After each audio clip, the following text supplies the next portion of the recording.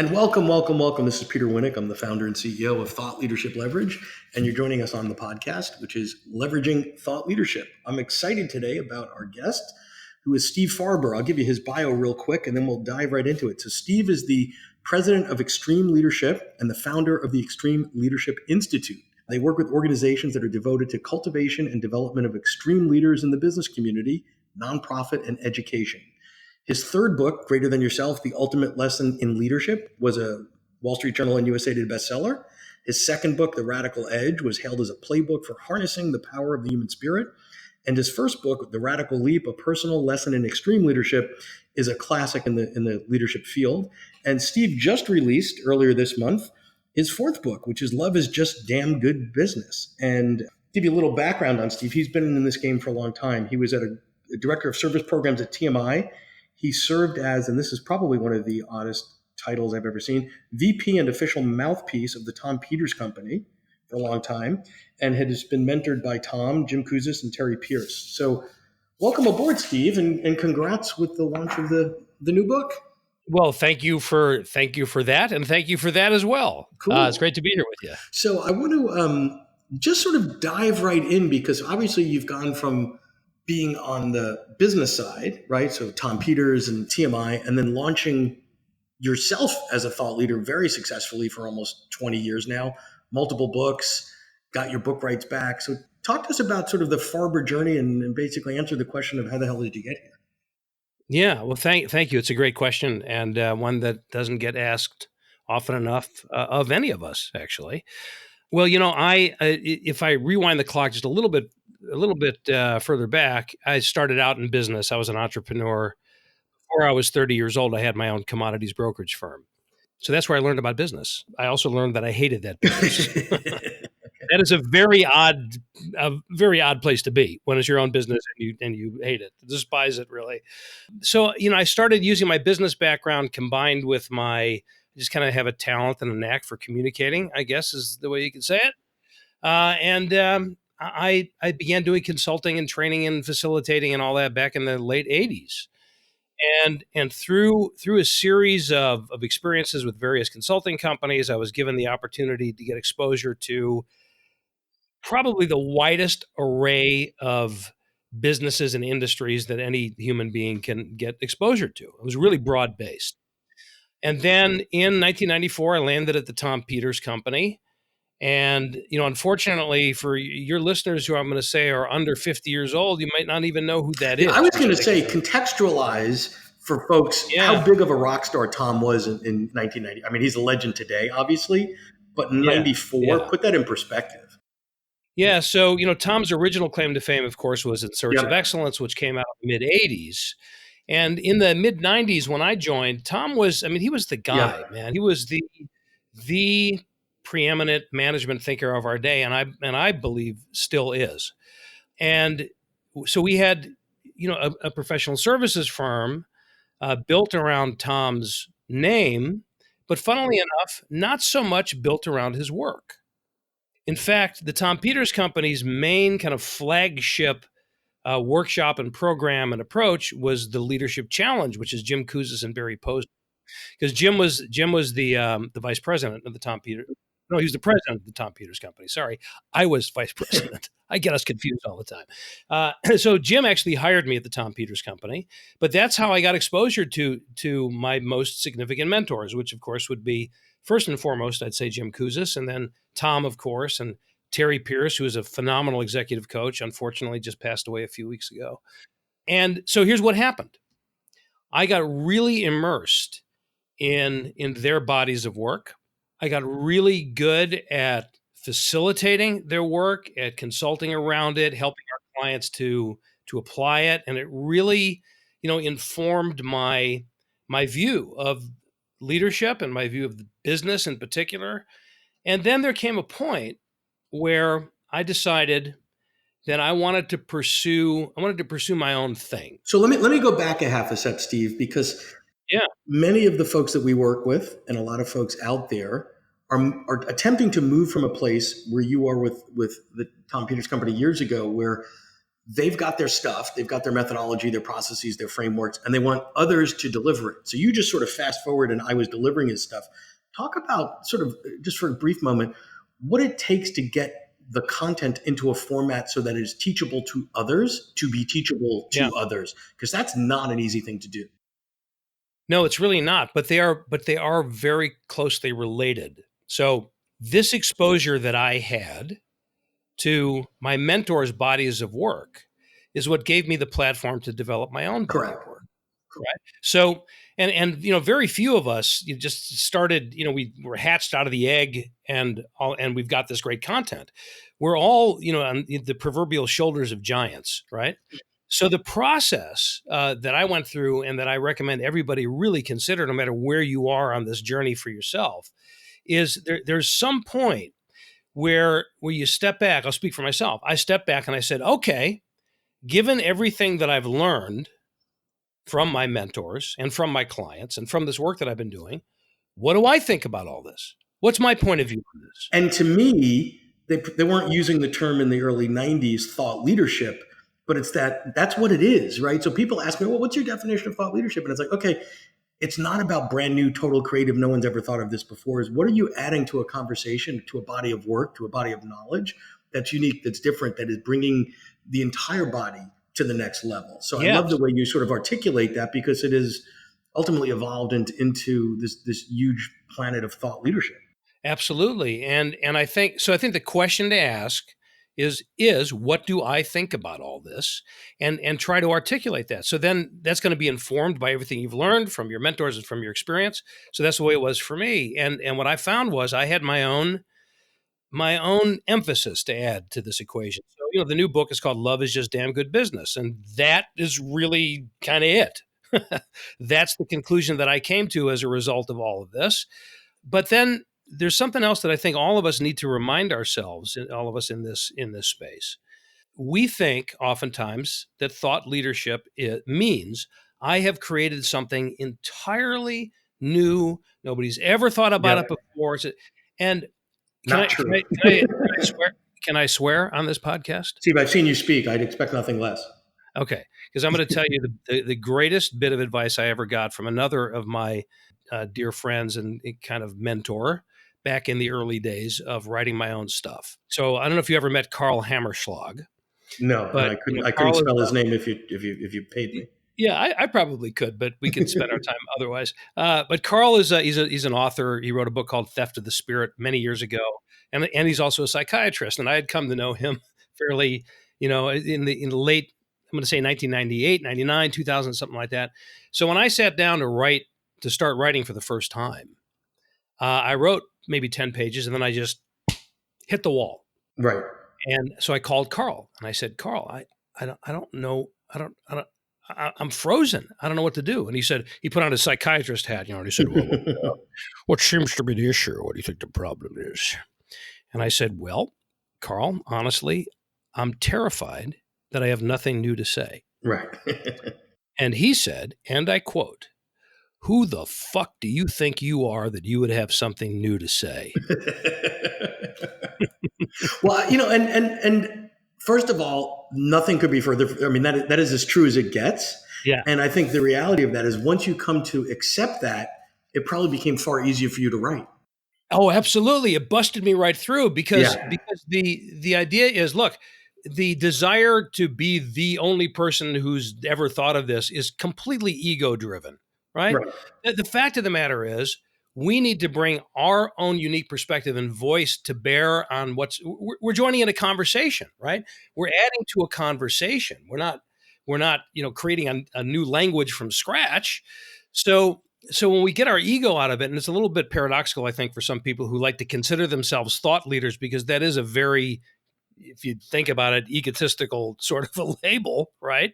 But paradoxically, in order to be a really effective thought leader, my ego really needs to be as detached from it as possible, right? So the thought, the ideas, the strategies, the body of work that we're putting forth needs to be much bigger than ourselves. Yep. Otherwise, it's never going to have an impact. Well, and if I would relate that to your work, so I've seen you speak several times, read all your books, etc. there's clearly a strong leadership foundation in everything that you do. Obviously, with the relationship with Tom and Jim, so Yeah. it's there. You can see it, you can smell it, you can feel it. Yeah. And what I would call sort of the Farber flavor is adding the love to that, right? So if it was a movie, it's sort of like, the love child of, sort of Tom Peters and Tony Robbins is probably a bad example, but Yeah. what you're making unique about it is, yes, there are fundamental principles in leadership that are what they are, period, full stop. How do you bring that to life in a way that's unique and different and forces and creates the resonance? And what you've done is you've pulled love through that, and then obviously you have the sort of the personal style of the way you get it out there. But Right. that to me is a great example of thought leadership, because you could have, it sounded like what you originally tried to do is, let me go reinvent this leadership thing, right? And said, oh shit, Yeah. like probably not Right. going to happen. And then you found sort of the love path, and that was way more than enough to differentiate you from hundreds of others in the marketplace. Yeah, and to just dive into that a little bit more, it's not that I'm the only person that's ever identified love as being critical in leadership. I mean, in fact, Jim Kouzes and Barry Posner, they have their 5 practices of exemplary leaders, and one of them is encouraging the heart. And Jim was the first person that I ever heard talk about love as the foundation of leadership. Yeah. And for me, it rang through. Oh. It rang through as being. Did you see how that rang? That rang was like, our I said special effects team is so good. I know. Wow, I said that was rang amazing. through. If everything in my life worked that way, it would be phenomenal.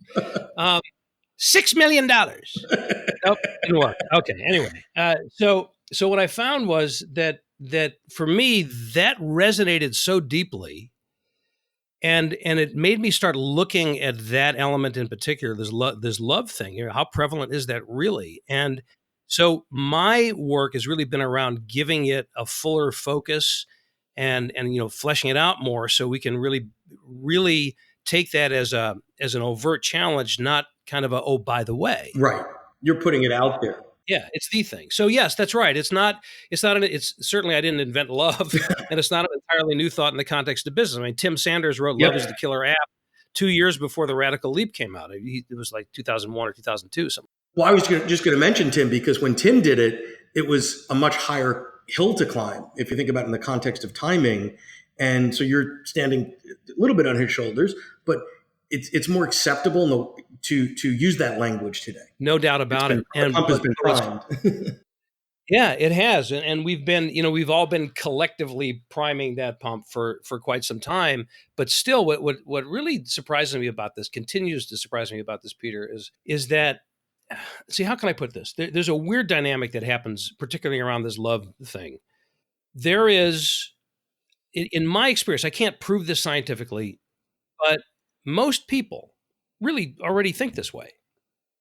Most successful people really think this way already.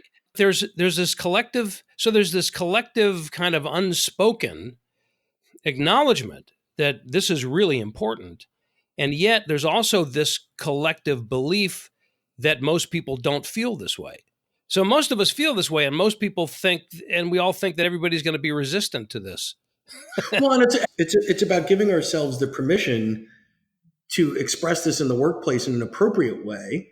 Things that we do in our personal lives and with our friends and with our families and all that other stuff, those are the relationships that are most valuable, right? So absolutely. And listen, we all know that employee engagement is something that we should be chasing after. We all know that collaboration and teamwork, and we've been using this language all the time. Sure. Well, love is what brings all that together and really takes it to its highest possible level, in my opinion. So what happened for me then was I began to ask myself that question: what do I think about all this? And in answering that question, the LEAP framework was the first thing to emerge: love, energy, audacity, and proof, which I wrote about originally in the Radical Leap. And it's a methodology now that's been out there for quite some time, and people are having great results with it. But once that kind of framework was established, and I wrote a couple of books around it, then of course it leads to, well, how do we teach people? How do we help people apply these things, beyond being up on stage and in the pages of a book? Love it. If you're enjoying this episode of Leveraging Thought Leadership, please make sure to subscribe. If you'd like to help spread the word about our podcast, please leave us a review and share it with your friends. We're available on Apple Podcast and on all major listening apps, as well as at thoughtleadershipleverage.com/podcasts. So I want to pivot for a couple minutes, if we could, to some of the business side of this, right? So you like everybody else have made decisions around the business you'd like to have, the life you'd like to lead, et cetera, what you will do, what you won't do. You spend a lot of your time on the keynote circuit. So let's talk for a moment around what you've seen change on the business side of keynoting in terms of the moving from the dominance of the agencies to not so much. I mean, you've been around long enough to see that total transformation that whole industry has gone through from the business side. And what have you done to remain on top of your game? Because I would argue that I don't know what the actual number is, but I think of you as, clearly in the top 25 speakers out there. Yeah, well, thank you. I appreciate that. Oh, wait, this just in, Michelle Obama just knocked you down 8 on the list. Sorry, you're now 33. Okay, I'm fine. I'm fine with that. So it's a really great question, because it's one that I never stop asking myself. So the business. So just put it in context. I when I left the Tom Peters company, that was in 2000, right? So I've been on my own, being as a speaker and a writer and all that, for what year is this? 2019. So So 19 years? we'll call it 20 years Almost because 20 my math years? isn't that great. Almost 20. Okay, let's say 20 years. And the speaking industry has definitely changed a lot. I mean, I used to do most of my work used to come from the speaker bureau channels, and now most of it comes directly, although I still, have great relationships with a lot of bureaus and do a fair amount of work with them. But I'll say this about the speaking industry in general, and relying on speaking as your primary source of income is it's a technical term. It's a dumbass business model. Exactly. Because it's such a fickle industry. And honestly, I haven't gotten it figured out. I mean, there are times, and I'm sure, everybody who's listening to this that we're speaking as at least part of their business model. There are times where it's like, wow, man, everybody's calling. Yep. There's I'm on a plane every week, in a couple cities a week, and then there are times where it's like, why are the crickets so Yes. loud? What? Where am I? I'm in the middle of some freaking desert, and there's nobody around. Well, and there's seasonality and spikiness on top of the individual Yeah, supply and demand. So it could yeah, look like a bad EKG. yeah. So it's really interesting, because people that have a really thriving kind of professional services practice, or they're doing consulting and Yep. facilitation and all that good stuff, it seems like they're always looking over the fence at the the higher end, or medium to high end paid speakers, and going, oh, how do I do that? And then, so lots of people who've been speaking for many years are looking back at Yeah. the fence at them and going, how do you create that? Because I don't want to be on a plane for the rest of my life, and I don't want to be in that situation where I always want to be on a plane. Yeah.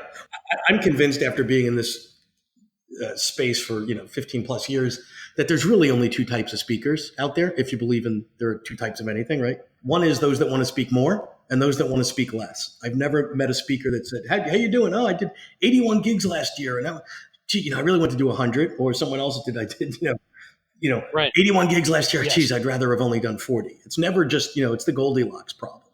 Right. Yeah, I think that's very true. And I've always been in the category of, I want Yep. to speak more. Always. I can't. Never had an exception to that. I mean, there are times where I've said I'd like to be home for a little while and just watch TV. Yep. But the thing is that and this is going to sound obvious, the desire to speak more is not the same thing as creating the reality where you're speaking more. That can be very painful. Right. So what we've been doing in our business, we have the Extreme Leadership Institute, and we have a core team, and then a pretty significant virtual team of people that have been, certified Sure. in my body of work and all of that. But it's like a 20-year-old startup Right. for us. I mean, the ideas have been in place for a long time. We've experimented here or there, and now we're just trying to get our shit together and really, grow this thing. Well, and it's such a common story, because I would argue that you're a world-class thought leader, you're a great author, you're a great speaker, right? You owe me a cocktail for that. The other hat that you have to When you're right, you're right. I mean, what are you going to say? yeah, why argue, right? No, but that's true, right? But the other side of that is, are you equally strong as a marketer, as a CEO, as a finance guy, as a product? Like, here's a long list of stuff that you're probably okay, Yeah. but not nearly as good as you are on the other side.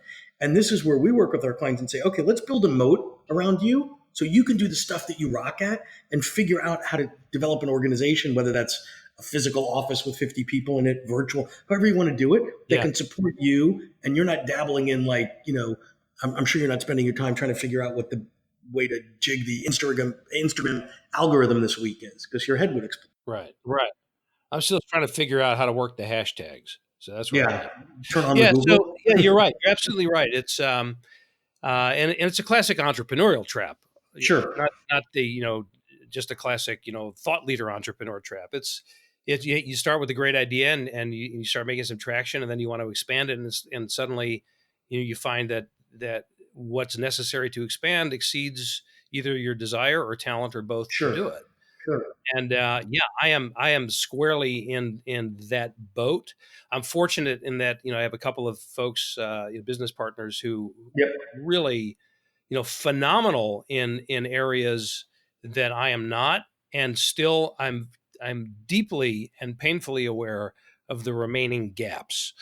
And and they are just what you said. The gaps for me are around the marketing side of things and around the biz dev side of things.